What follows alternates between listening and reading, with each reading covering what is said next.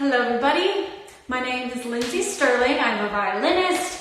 I see some of my Stirlingites are joining in. Hello, my Stirlingite.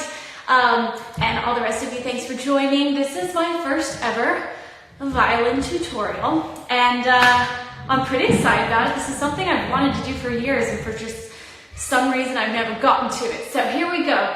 Today I am excited to be partnering with bows, hence why I'm wearing these really fashionable, awesome headphones. I mean, can we just talk about how beautiful these are? I love them. They have them in different colors. They also gave me a black pair. I can pull them out. Look how pretty. So anyways, they're really awesome. I was testing them last night, and just even though I'm not technically using them now, I'm wearing them just because I think they're cool. And I just wanted to thank Bose for sponsoring this. Also, they have amazing speakers, little and big. But anyways, today what we want to focus on is, for those of you who don't know me, like I said, I'm a violinist, and so we're going to be doing a violin tutorial. And I want to start out, I was trying to think of like everything I could talk about with the violin. What did I think was the most important? And I wanted to start off with the bow, because I really do feel like the bow hand is the most intricate. Everybody like always thinks about the violin and they want to stare at your fingers that are doing all the, you know, the note work on the left hand, but really it's the right hand that makes the pretty sound. I mean, it's both of them, but I think the right hand is more responsible. So let me grab my bow with no further ado. Okay, so first of all, let's go over the basic bow hold. Okay, so here we go. Like I said, I'm excited. I feel like I've just got so much I want to share, and I'm like, cool it down one step at a time. So first of all, how you do a correct bow hold. And what I'm going to do, guys, is I'm going to start super basic, and then towards the end, I'll give some tips for people that are more advanced for bow work. But first, I want to start with the basic bow hold. Then I want to go and give you some exercises that will help you, one, learn the bow hold, second, make your hand looser. And then third, I want to go on to some techniques that will help our more advanced players. So let's get started. Okay, so for the bow hold, I'm going to scoot closer. You guys are so far away. Okay, so how it starts is you put your thumb in this little crevice right here. That's where your thumb goes. And you're going to want to keep your thumb bent. Like, so you don't want a straight thumb, you want it bent.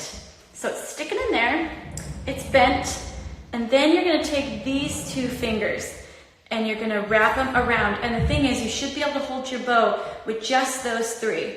With, you see it, my thumb is still slightly bent, not crazy bent, not like this, it's just a slight bend in the thumb. And of course, also, everybody's bow hold is going to be a little bit different because everybody's hand is a little bit different. So, but the basic principles apply. So then on either side of your thumb, so you can see the thumb right through the middle there, that's the thumb. And on either side, you kind of just rest your fingers across the bow. And like I said, you should be able to hold it like that, but because you're just starting, it's probably going to be all over the place, and so that's okay. Then this hand, this finger is going to kind of just wrap and lay right in between this little piece right here, whatever it's called, and right there. So it's going to kind of wrap around. And then last, your pinky is going to bend and hold the weight of the bow. So look, without the pinky, the bow dips. The pinky is kind of what keeps the bow controlled. So let's go over that again. All right, first we put our thumb in this little crevice at the end of, this is what we call the frog of the bow. So right after the frog and between this little leather piece, you're gonna put your thumb and it's gonna be bent. Then you wrap these two fingers over and your thumb is still bent. Then you rest this across and then you rest your pinky. So this is what your bow hold looks like. See, the thumb is still bent. Okay, we're gonna do that one more time because I know it takes practice. And the reason I know is because if I switch my bow hand, it's very difficult to like, it feels almost impossible. And it reminds me of what it felt like when I first started. So I'm gonna do it with my other hand so we can do it and struggle together, because this hand does not know what she's doing. So, finger in the crevice, or thumb in the crevice, Put these two over, and some people wrap all the way over if they have really long fingers. I have very small hands, which isn't the best for violin, but I've made do, obviously. So mine just kind of, I'm going back to my good hand so I can show you correctly.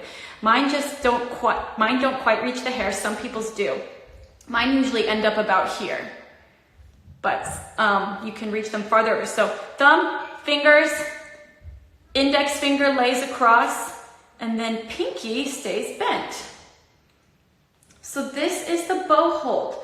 And the thing is that makes the violin, one of the things that makes the violin very difficult is the fact that you have to be so relaxed. So the instinct is to grip this bow. Like whenever someone fakes the violin, they just grab it like this because you want to hold on to this, and you're afraid as your hands moving all over the place that you're gonna drop it. But the thing is, this hand has to be very relaxed, and so it's important to like take your wrist right now and just kind of let it move. And if it feels super tense, like just let it bend, but keep holding the bow. Don't let your pinky slip like I just did. Also, guys, my pinky nail right now, I'm just realizing, is a little bit long. That's why my fingernails are so short, is because it's hard for me to balance like it's supposed to if my pinky nail is getting in the way, and right now it actually is.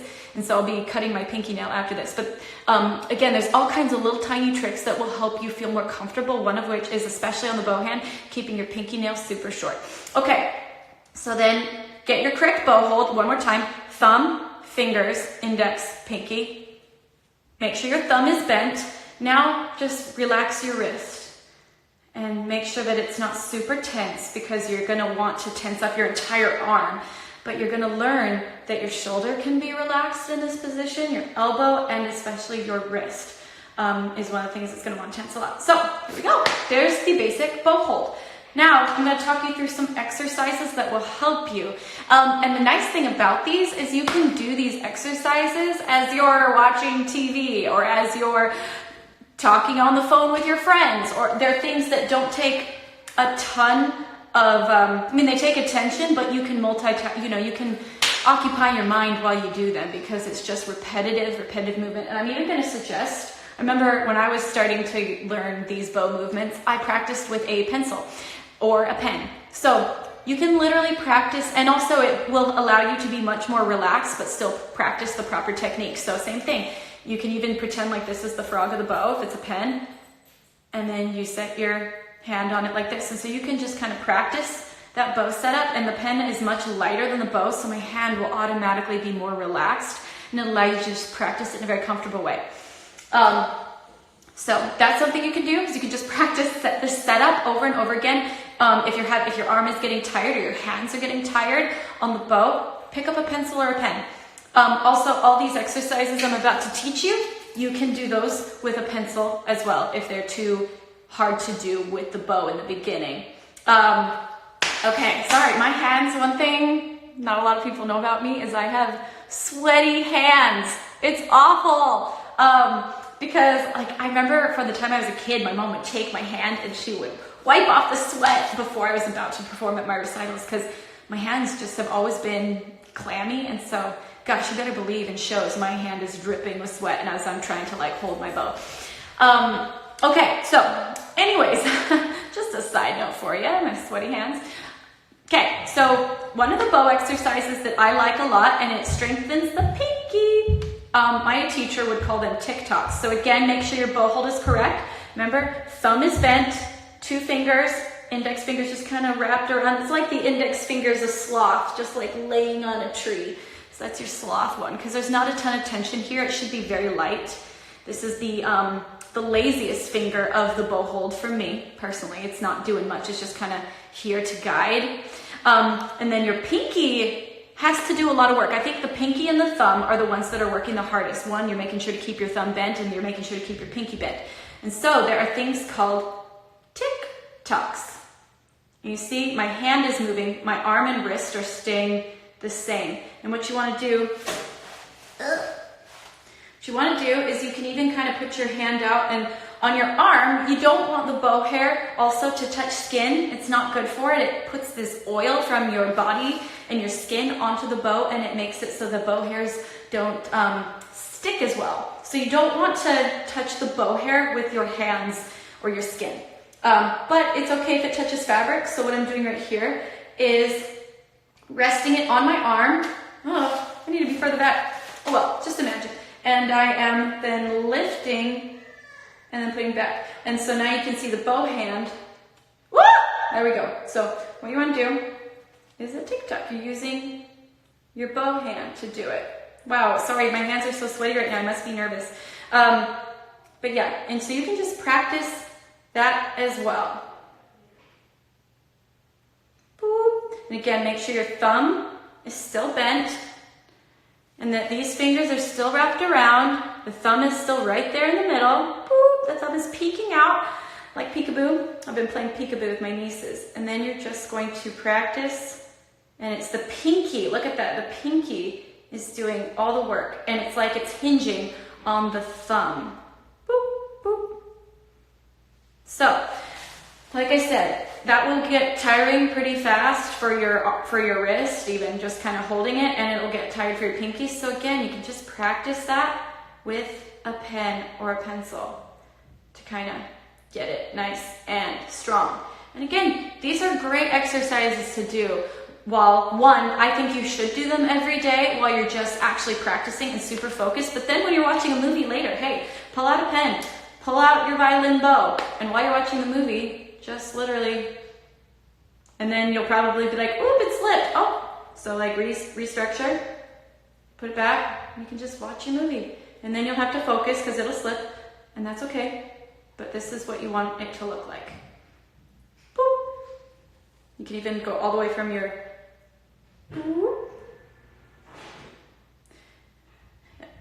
It's a very controlled movement, and it will strengthen this muscle right here, which the pinky is the weakest of the hand, and it has to do the most work. So this is an exercise that will be so good for you. Okay, so that's one bow exercise. Here's the second bow exercise that does so much good. And so what could I call this one? I could call it the spider dance. And so what this is doing is, you see all these motions are in just pretty much the hand. Like your wrist can help a little bit, but look, it's mostly in my fingers. And it's just, you're straightening everything out, and then you're bending it. You're straightening and you're bending. And it all comes forward from the wrist, and most of the action is done in the fingers. Oh my gosh, I need to do these more. My hand's actually getting a little tired, and I'm supposed to be like, the strong hand of violinist. Okay, but yeah, here we go. These are really good. Again, let's go over the bow hold. Thumb, fingers, pinky, index finger. And so you've got this beautiful, curled, relaxed bow hold. You can do your tick-tocks with it. Tick-tock, tick-tock. Or the next exercise is these, and see what my hand is doing. It's like all kind of straightening, especially at the bottom. And then it's pulling up and straightening and pulling up. And the thumb is even, in my case, because my thumb is very short and my fingers are short, even my thumb is going all the way straight when I get to the bottom there, and then I'm pulling up. So it's like a little push-up. Oh, that's what we'll call them. We'll call them, they could be spider push-ups. Okay, I'm gonna try it with my other hand to see how this feels. Also, the tick-tock would be so hard. Ooh, yeah, that's really hard when you do it with the other hand. This makes me have like memories of how awkward it once felt. Ooh, yeah, because this hand never holds the bow. Yeah. So let me see, what best advice could I give you if you're literally doing this for the first time? Make sure not to let your thumb go straight on these tick-tocks. I would say if it's this hard for you, because if you've never done this with your bow before, I really do suggest you start first with the pen, because it allows you to build up muscle memory. Because I can do it with the pen at this point with my wrong hand. See, my bow hold is correct, and I'm not ruining anything. I would first start with the pen and then move up to doing it with the hand, because when I do it with my wrong hand, it's really hard. So yeah, work first with the pen or the pencil, but do practice the bow hold with the real hand, and just practice like holding it, and then maybe start with like little tiny tick-tocks. And then you can work up to being able to do the full tick-tock. But yes, this one, I do believe is one, yeah, I don't have nearly the flexibility with this hand as I do with the other hand. And I think the hardest thing on this one for me when I do it with my wrong hand is that it's hard to bring my thumb back to being bent. So make sure when you go down that you bring it back and bend the thumb. And also it kind of helps for me to have a little something, almost like a goal, you know? Anytime you see a goal line, it helps you know where to go to. So I would have your hand below it, you know, to be the resting point. To just touch, touch, touch. And like I said, make sure to keep your thumb bent as you pull up. I'm seeing if there's any questions. Dare you to grab the bow hair? Sellingham, absolutely not. A true violinist would never. Quarantine is making people go mad. Yes, it is. But we can all still, oh gosh, there are some very interesting comments here. Bose is the best ever from Najmarmar. Yes, it is. By the way, for those of you who showed up late, I am wearing my awesome Bose headphones because I just love them so much and I appreciate Bose sponsoring this. Also, Bose, as part of this, is donating a lot of money to help COVID-19. So I think that's really cool. This is a partnership where all the proceeds are going to donation. So yay! By being here, you're supporting people and you're supporting charity and you're supporting those who are sick right now. Okay, sorry, going back to bow technique. Okay, so I want to now show some, this might be a little more advanced for some people. I want to talk about how to keep the bow straight. I'm gonna back up so you can see my bow a little bit better. Okay, so a really, really important thing about getting good tone on a violin is the ability to keep your bow straight. Okay, I'm just gonna, okay. So, there are a lot of mechanics that go into keeping the bow straight. So, one of the most important things is realizing that your arm is broken up into like, I'm gonna say 3 basic parts. You've got your upper arm, okay, you've got your upper arm, your lower arm, and your wrist. And they all have a different part to play in creating a straight bow. So first of all, your upper arm is for changing bow, changing strings. So when you want to cross from one string to the other, the E is the lowest string, then the A, then the D, then the G. And so the upper arm is like the hinge from the shoulder to make your bow go from string to string and still stay straight and get good tone. Second thing is the upper arm is for when you're at the frog of the bow. The low part of the bow. It can't get to it if you don't use your upper arm. The lower part of your arm is for the upper part of the bow to keep it. So like, as you can see, let me go over that. So if I'm at the E string, my arm is down. It's down low, hinging from the shoulder. The upper arm is low. Then if I go to the A string, it comes up a little bit, hinging from the shoulder. If I go to the D string, my upper arm hinges up a little bit more. And if I go to the G, so it all starts. You see that? It's just dip, dip, dip. All right. Also, like I said, the upper arm comes into play when I'm playing at the frog of the bow. See, it's a spam person called me. Yeah. However, once you get, so to get to the lower part of the bow, you have to bring your upper arm in. However, once you reach the middle part of the bow, or even like the last 2/3 of the top of the bow, you're going to be just using your upper arm, or this part, your forearm. the top part of your arm. I should have used the actual like anatomical terms for this, but this part of your arm does not move really at all once you get to the upper 2/3 of the bow. The upper part of the arm moves when you're at the frog, and then it kind of stops, and the rest of the movement comes from your lower appendage of your arm. See? And then once I get to about here, the upper arm starts to bring it up.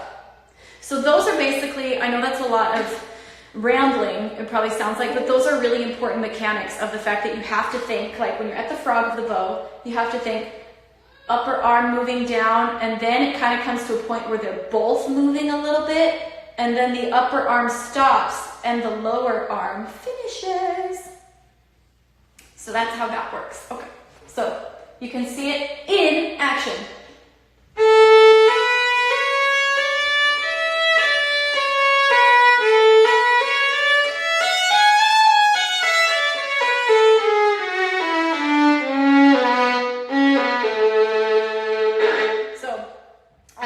Those are kind of the mechanics. You'll see it's like upper, then both, then lower, lower, both, upper. Does that make sense? So it's like a 3-part process of upper arm, both, lower arm, lower arm, both are coming in, and then upper arm. I hope that makes sense. And you can just practice that. A great way to practice is by looking in the mirror for this and focusing on, you can look one at your bow, obviously. And I've seen people do things like they've put like a little piece of paper in this part of the violin. Let's see, what could I use here? You know, like fold up a little piece of paper and they put it right there, and then they put another one right there in between the strings to kind of make a barrier. It's going to make a terrible sound, but at least keeps a barrier there. But I personally feel like you can just keep your eye on it. You can see how close it is to the bridge. This is the bridge.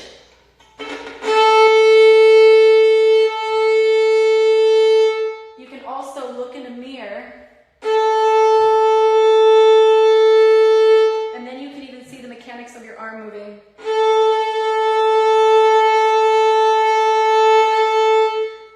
The last thing, so I've talked now about how it starts, and you might just want to write that down, that it's upper, both moving together, then lower.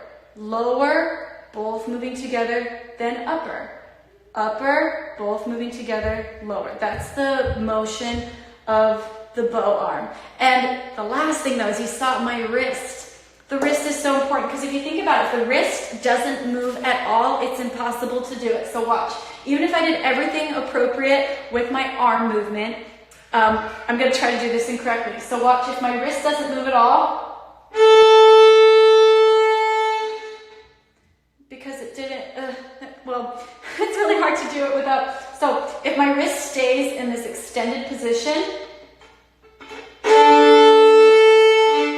it's impossible. It sends my bow crooked. So what the wrist has to do is it goes through this kind of a motion as you play. When you come up towards the string, that's why I had you do these exercises,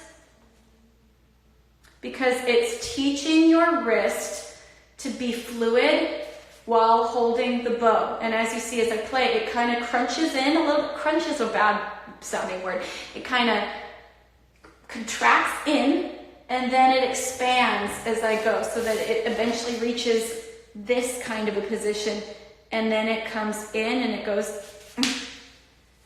So as you see, it's like it's bent over like this. When I get to the top, it gets bent up, and my wrist is above the bow, just barely. And then when it comes out, it almost bends the other way. So the shape of the wrist is now like this. Okay. So you're having this entire motion all the way from your shoulder to your wrist, where it contracts in and then it extends out, and your wrist is now bent coming back, and then it contracts in and extends out. Now, it's amazing to think that someday this will be second nature for you, and you won't have to think about it. I guarantee you, as I'm playing the pieces that I play, the last thing I'm thinking about is bending the wrist, and the arm, upper arm, middle arm, lower arm, wrist, like, no, that's not what I'm thinking. But I practiced it and practiced it and practiced it enough so that it became muscle memory. And all these things will someday become muscle memory for you, I promise. That is why, though, the violin is, they say, the most difficult instrument to play, is because there's so many mechanics in it, so many fine details that use the different muscles of the body, everywhere, all the way to this little tiny pinky muscle from your neck. Okay, so here's an exercise you can do. One, I really think it's beneficial just to slowly practice the bow movements, you know, while thinking about the different, like I said, upper arm, together, lower arm, together, upper arm. But a nice thing to do is starting, if that's too much for you to focus on right now, I would say do that very slowly, and slowly is the key, and it's gonna probably sound scratchy, but that's fine for now.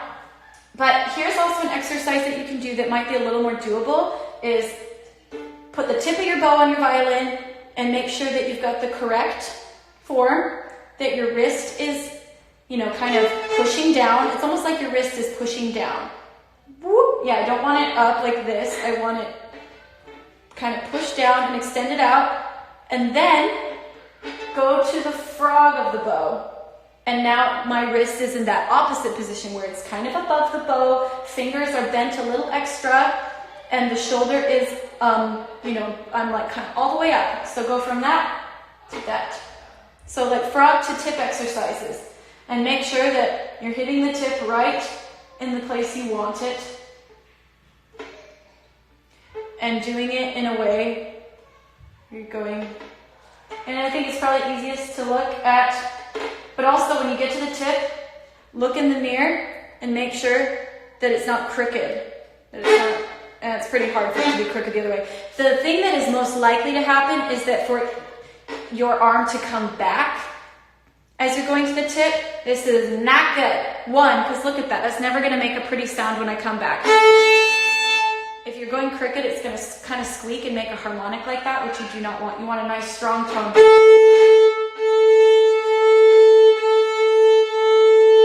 The best way to get a nice strong tone is by going the full length of the bow and being able to do that when you need it. So again, when you go from frog, first of all, make sure your bow isn't like this, because the natural thing that's probably going to happen is when you go up to the frog, your bow wants to curve and go around like that, because your arm is going like this if you're not careful.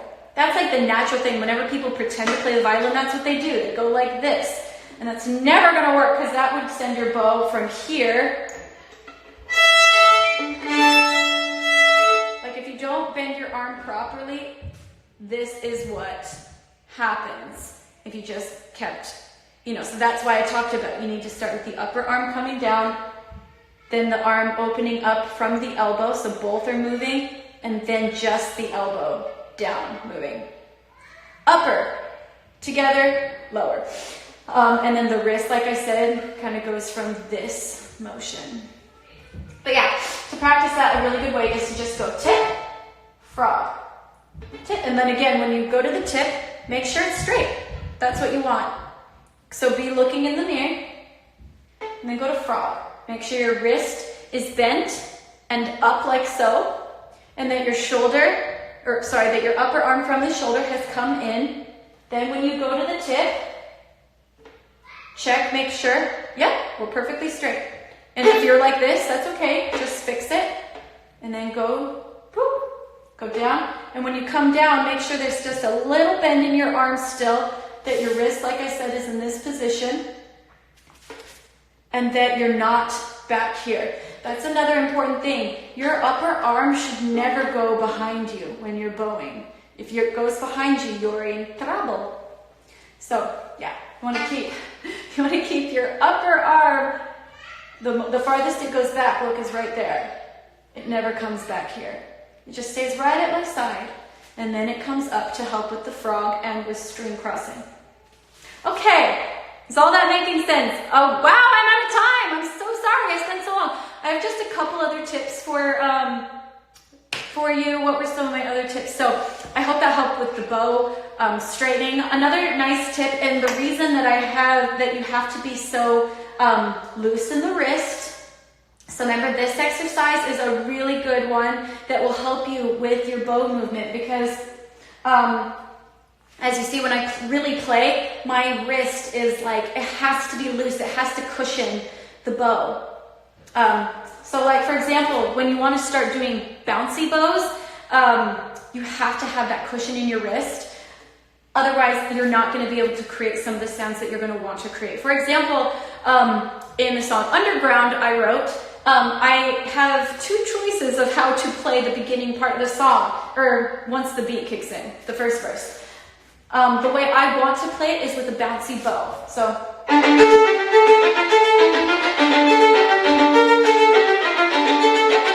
you see that the bow is literally, each note is a graze. And so my wrist, as you can see, is like, you probably can't see, but it's going like this. It's bouncing with the violin. It is not coming from my arm. If I locked my wrist and hadn't practiced these kind of exercises and TikToks, because also it's my pinky that is allowing my bow to stay. So if I hadn't practiced TikToks and gotten a strong pinky and a good bow hand with a bent thumb, bent pinky that's balancing the bow, and if I hadn't learned how to make my wrist loose, then it would sound like, it would be like this. You cannot bounce the bow if it's coming from your arm. See,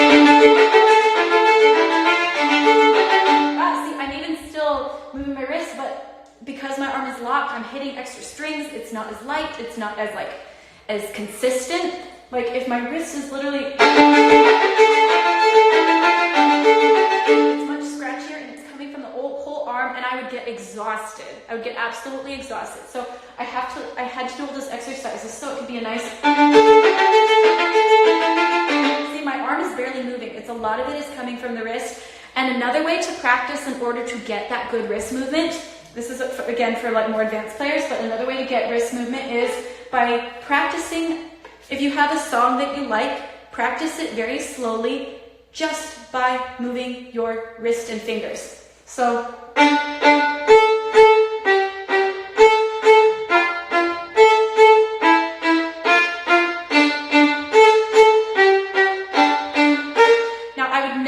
song like that. There's never a time where you literally only move your fingers and your wrist. You'll never have a song where you're trying to play the whole thing. It's not going to sound good, but it's a great exercise to force your fingers and your wrist to get used to working together and being loose enough to play. So you can pick any song you like and you can just play it like that. Or scales.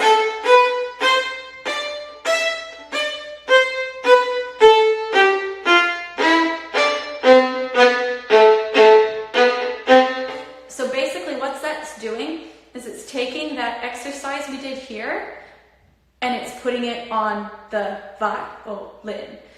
So that is a really great exercise. Also for anyone who's trying to bounce their bow, what you're going to need to do is you need to find the balance point of your bow. Oh gosh. See, there's a point on your bow where it will balance. And you need to find that balance point, and that is where you will be bouncing your bow. So it's right about here on a bow. I'm trying to show you. So it's like 2/3 of the way, a little less than 2/3 of the way, or 1/3 of the way through the bow is where you'll have the best.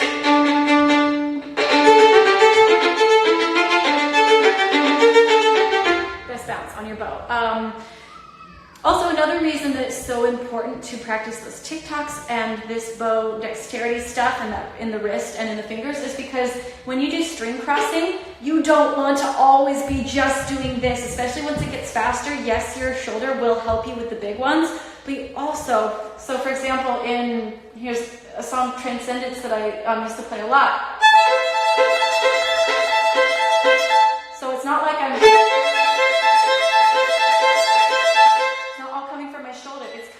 it's coming partially from my shoulder, but it's also coming a lot from my wrist and my fingers, kind of like those TikToks.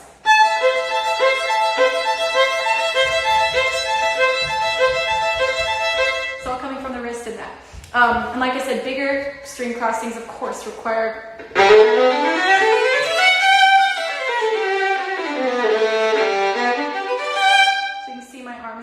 up and down like that.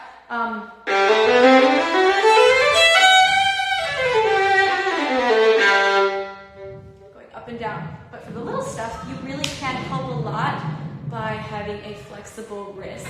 One, it saves you in sound. It's going to make a much lighter and less scratchy sound if you can learn to help from the wrist. But I think the most important thing to learn today is that the bow is so important to playing the violin, and it's all about being connected all the way from your shoulder to the tips of your fingers. It's a fluid movement. And I dance while I play, and I'm jumping all over the stage, and I guarantee you the only reason I can move while I play is because I've learned to isolate this muscle group, and it is its own thing. It is doing its own thing while I'm jumping around that stage and kicking my legs up in the air. I guarantee you this never changes. And I practiced for years to get this motion, this motion. But you can too. It all starts with little exercises, even littler exercises with these little fine-tuned movements. And after you practice them with a pen, you can move to the violin. Once you practice them with just the bow, move them onto the violin so that you're going from this to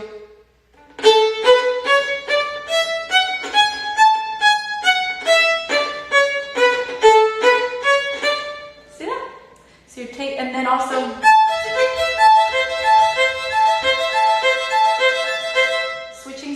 switching strings purely with wrist movement. And like I said, you're never going to have situations where you really only use your wrist or your fingers when you're doing bow articulation. You're always at least using a little bit, but those exercises of isolating them help you to learn how to feel them, right, and be able to use them together. Okay, I went way over my time, but I want to just thank you guys for joining. I hope you learned something that will help. If you guys like this, you'll have to let me know over on my Instagram so that I can do it again. Maybe I'll partner with Bose again, but this is a lot of fun, and I just want to say thank you, stay safe, stay home, and I want to thank Bose for giving me this opportunity and giving me the gusto to finally do a tutorial, and also thank you, Bose, for taking the funds from this and putting it towards a good cause and charity and helping to save lives. Everyone stay home, stay safe, wash your hands, and hey, use this quarantine time to practice your bow hold. Thank you very much.